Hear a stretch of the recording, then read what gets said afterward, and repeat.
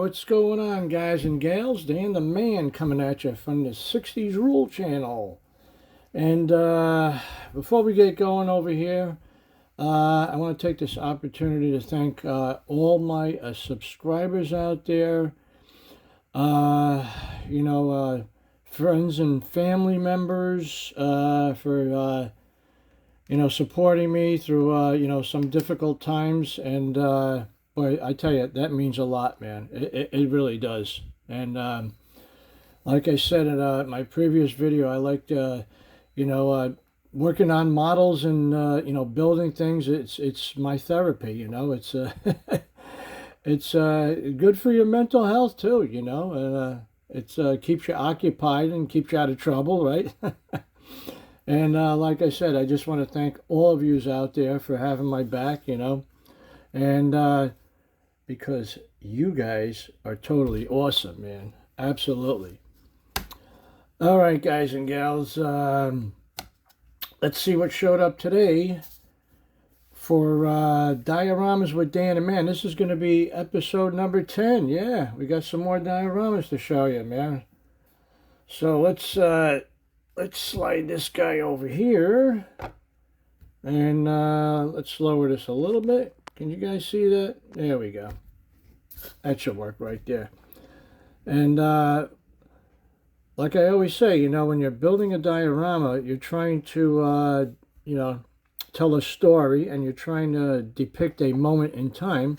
And as you well know, I'm a big fan of 72nd scale military. And believe it or not, I think about 70% of all the kits I have, I think I got about over 300 kits in my stash. Most of them are military. I just really love, putting together small, dioramas like this. And, I like my, small scale military, whether it be planes, tanks, whatever, So over here, we're depicting a moment in time over here.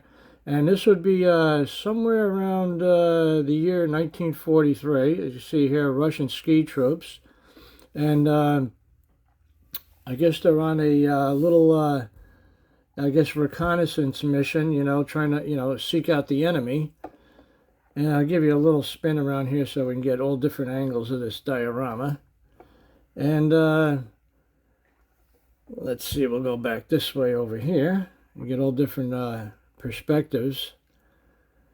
And yeah, this is a smaller diorama. I tell you, pretty soon, when you start building these dioramas, eventually you run out of real estate. So I started making smaller ones. This one's about, I don't know, about 10, 11 inches by, I guess, 6 inches, and I could fit more on the shelf, And I had a lot of fun doing this one over here. I think this all started out with the ski troops over here. Those figures are by Zvenda, Russian company. And they're really nicely detailed, figures there. And then we added this Russian vehicle over here. I believe they call this the Aerosan. And I think that was produced by Ace. Ace makes some real nice kits. I think I had about 3 of these. I think I sold some on eBay. But basically what that is, let me take this off here. I'll show you. Get you a little closer over here. It's basically an aircraft engine mounted on a sled with a machine gun mount in front, so you can see that ring over there. But it got around, and they mounted it on skis, and that was one way to get around there, during those harsh winter months, So yeah, we detailed that up pretty well. It's all box stock there. We did some weathering over there. It's a little rust coming down the sides, and got a spare propeller on there. And the Russian ski trips, they were fun to do. They're really nicely detailed. See if we can get a close-up over there. I mean, for 72nd scale, not bad at all, And you can see the perspective over here. See this one soldier over here, he's got the binoculars and he's scoping out the enemy right over there. You can see We got that German, I think that's a radio car, or, it could be a reconnaissance as well, And they're just, keeping an eye on him. I guess they don't want any shots to be fired. They don't want to give away their position. And this kid over here, I think this is a German radio car, they call it. That was by Ace, yeah. Or no, ICM. ICM produced this one here. And what's neat about ICM, see that little cage over there? I think that's the anti-grenade cage. That was to prevent, any enemy soldiers from sneaking up on them and tossing a grenade in there. So, and that part is actually photo etched. So it comes with photo etched parts. So that was really neat. And I see we got some weathering over there on the tires, and we added a little trench over here. This is like a little brook over here, and thought that just added a little more, realism to the layout there. And that was done with, I think, AK Interactive. You could see some of it glistening in there. AK Interactive water. See if we can get you a little closer there. There we go. And then we made some tracks in here from vehicles, passing through. I put you back in a holder over here. And, those trees, that was the first time I scratch-built trees. I actually made a jig. I saw a video on YouTube on how to make the jig. And basically, it's just an L configuration like this, an L, right? And you would put a eye hook on one side, and then you would have a crank on this side, and you would have a piece of wire going through, double it up, and then you would take twine and put that in between the wires, and as you twist the crank on one side, it spins the wire and it twists it, and then you end up with these trees here. That was a lot of fun. I don't know what happened to that jig. I think when I moved here from Long Island a couple of years ago, I think I got lost in the move, but they were fun, scratch building, these trees, and then you, spray some PVA glue on them and sprinkle some ground cover, and you got yourself, some evergreen trees there, That was fun.